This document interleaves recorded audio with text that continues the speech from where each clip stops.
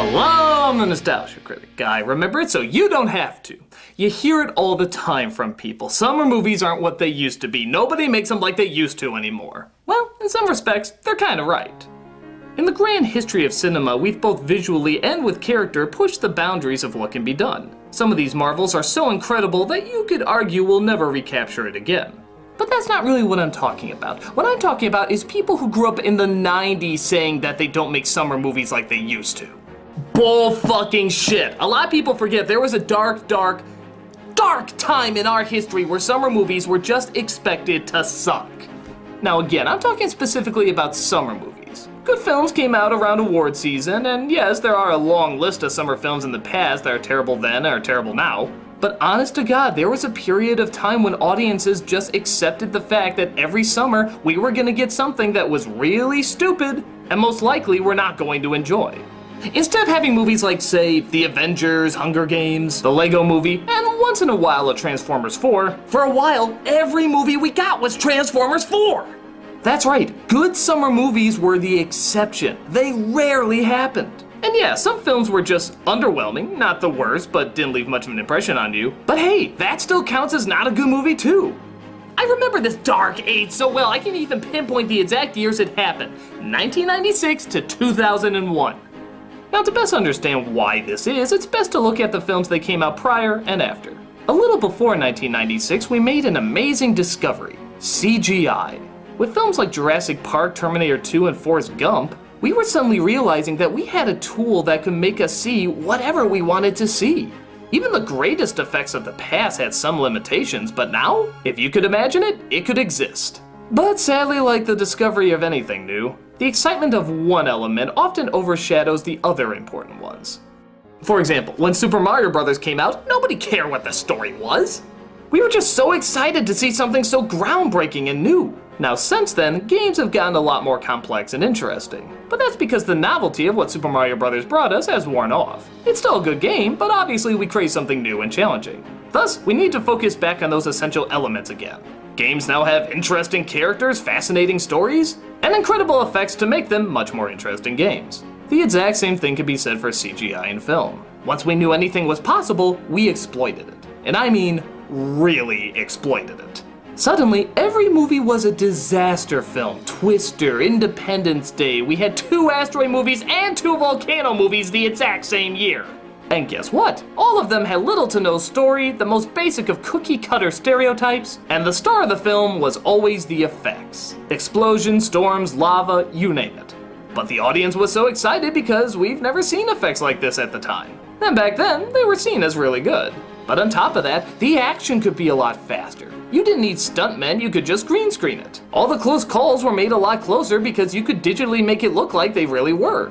However, years later, they're mostly really dated, leaving us now not only with unconvincing effects, but no interesting character or story, so there's really no reason to watch them, outside of getting a giggle about how dated they are.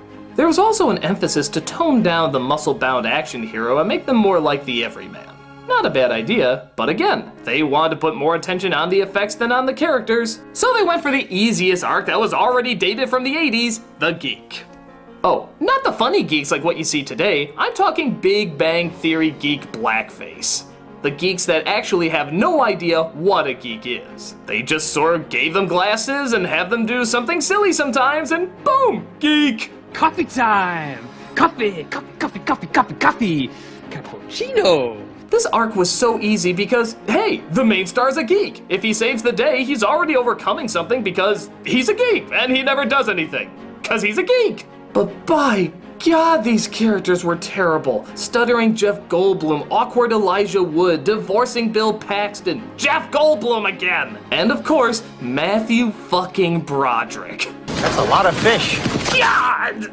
The heroes that we used to look up to, like our comic book icons, well, they were being represented by Spawn and Batman and Robin. Because who cared? They were just stopping crime. They weren't running away from a tornado or an asteroid.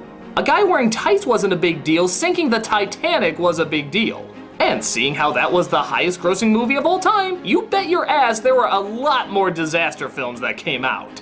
And when I say disaster, I mean both literally and figuratively.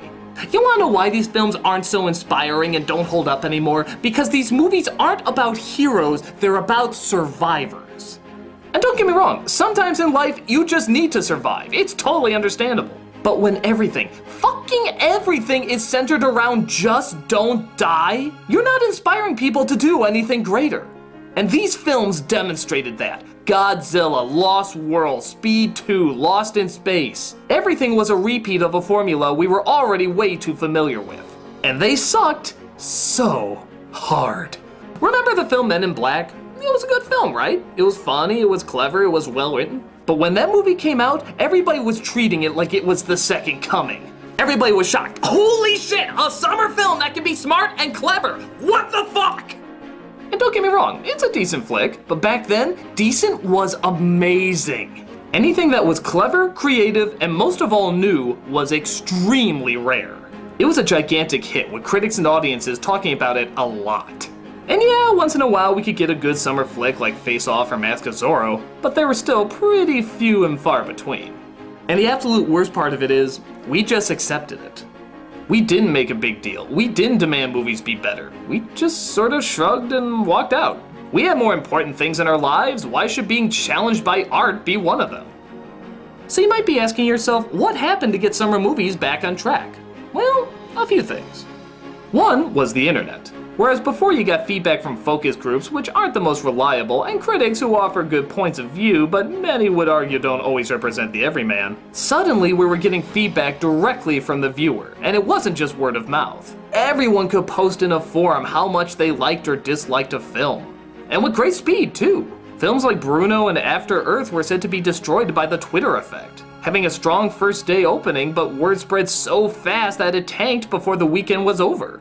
Suddenly people could discuss in front of the world why a film was good or bad, and Hollywood can take better notes. Remember when the Turtles were gonna be aliens? You can thank the internet for fixing that, though Fitchner still would've rocked. On top of that, because we were getting so bored of the exact same thing, Hollywood tried to do something a little different. The exact opposite. Films like The Matrix and The Sixth Sense were coming out, which offered interesting twists and ideas that weren't in summer movies prior. Comic book films like X-Men and Spider-Man suddenly weren't just punches and catchphrases, they took time to show emotion and turmoil. More art house movies were getting attention, again partly because of new media. And then there were just weird ideas like Pirates of the Caribbean and Shrek. They were strange and odd, but by God, we just saw so much of the same thing, we were praying for strange and odd. The first fully CGI movie came out, launching Pixar movies that had child-friendly ideas every year, and they made money. Child-friendly moneymakers? That was unheard of at the time. And then of course there was a gigantic risk called Lord of the Rings. An expensive film trilogy that was all being shot at the same time and was going to be released one a year that was a fantasy. A fantasy! Those were box office bombs in the past. But all of these films were doing something that the films of the past 5 years didn't do. Think. They thought about character, they thought about story, they thought about what wasn't being done in theaters anymore. And they made those elements the stars again as opposed to the effects. Which is not to say a lot of them didn't have big effects, but they were no longer the focus. As you'd expect, all of these were big hits. And they put together this brilliant idea that maybe good characters and good story equals good movies. And maybe good movies could be profitable! A lot of producers saw what was going on and tried to plan their films accordingly. True, some of the trilogies didn't work, like The Matrix didn't please that many, nor did the Pirates films. But then you have something like the Marvel Universe. This isn't just a trilogy, this is a series of films all tied together. Do you know how much time, effort, and planning has to go into that? It's hard enough to get one movie off the ground, but a continuing story with dozens of directors, writers, and producers all having to be on the same page? You better be damn sure this is going to work. Thus, there's a lot more commitment to it. And even the films that aren't that great still aren't as bad as those previous 5 years. Yeah, Iron Man 2 wasn't so hot, but it tried a lot harder than Steel. Yeah, the Hulk wasn't that great, but it wasn't the Hulk. The focus is where it should be, even if it isn't always done spectacularly. That being the identifiable, strong, and different characters we haven't seen before on the big screen. A raccoon and a tree are our heroes now. A fucking yellow block can touch people's hearts. A teen with just a bow and an arrow can inspire a revolution. These are all characters that never would have flown in that previous 5 years. True, most of it's based on existing material, and I've done an editorial on that as well, but at least they're giving unique spins and interpretations. While the subjects have been done, the way they're being done has some interesting variations. Now, characters can think about their actions, they can show their emotions, they can inspire heroism and clever ideas. They're no longer exceptions to the rules. Good is the new good. So the two things I want you to take from this is, 1, be fucking grateful. So Captain America changed a few things. What do you want, a shot-by-shot remake of Psycho? So they made a Hobbit 3. Would you rather have Alien 4? It's fine to point out when a movie sucks, but don't act like they're the majority anymore, because we went through 5 fucking years of that. No matter how much you hate something now, guaranteed they would have done it worse in that time period. 2, I think everything will always go through peaks and valleys, even art. Who knows what the next generation will be inspired to create, and what they'll inspire for the next generation to create as well. We'll hit a similar low point again in our future, and when we do, it's important to realize that good and creative ideas will always come back. Because hey, when our main characters are looking more like this and less like this, there's still a lot of people out there who want to give us something pretty awesome. I'm a nostalgia critic guy, remember, so you don't have to.